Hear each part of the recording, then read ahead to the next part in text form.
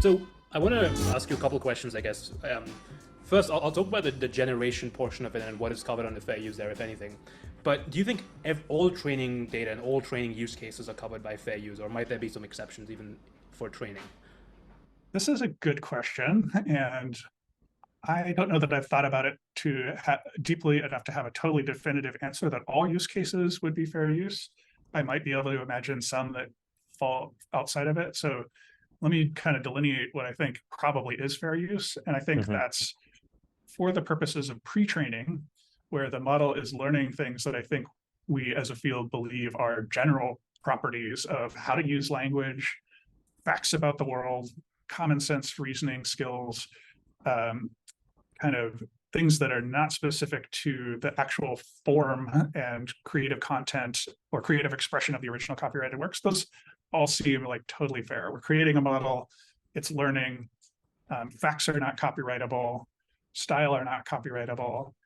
Ideally, our models are not memorizing any of the training data. We set that all aside. Like, I think that we're on pretty strong grounds there that pre-trained model is transformative compared to whatever we trained it on. You know, there's the other subsequent steps that I think it would be a little murkier. So like, we then often will fine tune our models. And, you know, I could imagine a fine tuning step where you directly fine tune to one author's work. And that to me seems, I don't know that I could I don't know that I could totally rule it out as fair use, but it seems like much more questionable because you're now not learning general properties and facts and general style, but you're like imitating someone. And this is another interesting thing where there's a nuance on what is copyrightable versus this other set of laws that are not across all 50 US states, but they're called right of publicity.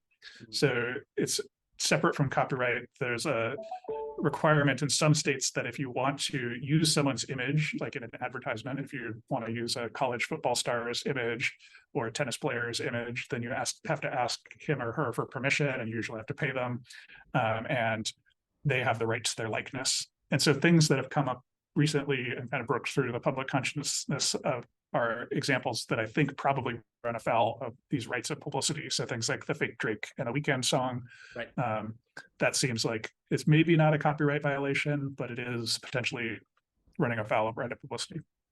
So the other side, so like there's at least 2 points where copyright plays a role. It's the training side, where I think that there's a strong case that we're in pretty good territory of it's being fair use, but then there's the output side. And I think the output side, certainly it can be the case that models can produce things that violate people's copyright. So if you produce something that's the copyright term is substantively similar to an original piece of work, and that could include something in the training set, which I think would especially expose us to copyright violation, then that output could violate someone's copyright. So if I perform an adversarial attack on the model and get it to output the entire first chapter of J.K. Rowling's books, then that's a violation. There's an interesting question then about like who's responsible for that. Is it the model developer because they failed to mitigate against that attack? Is it the service that's hosting the model because they didn't intercept the user request? Is it the user themselves because they're engaging in that attack? So lots of interesting things there. It feels like all of copyright law needs to be overhauled.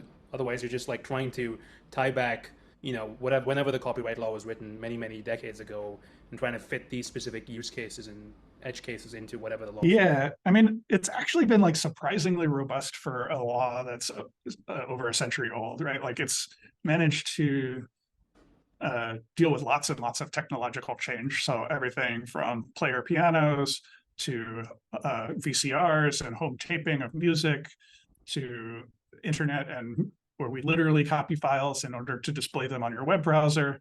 Yeah. All these sorts of things, like actually copyright law has kind of held up over that time. So I'm pretty optimistic that most of copyright law is actually going to do the right thing. I think that, you know, the test cases are coming now, like the legal challenges against Midjourney, against OpenAI, against Google, against Meta, against everyone from artists and authors will test the extent to which copyright law actually is crafted in such a way that it can withstand this kind of technological change.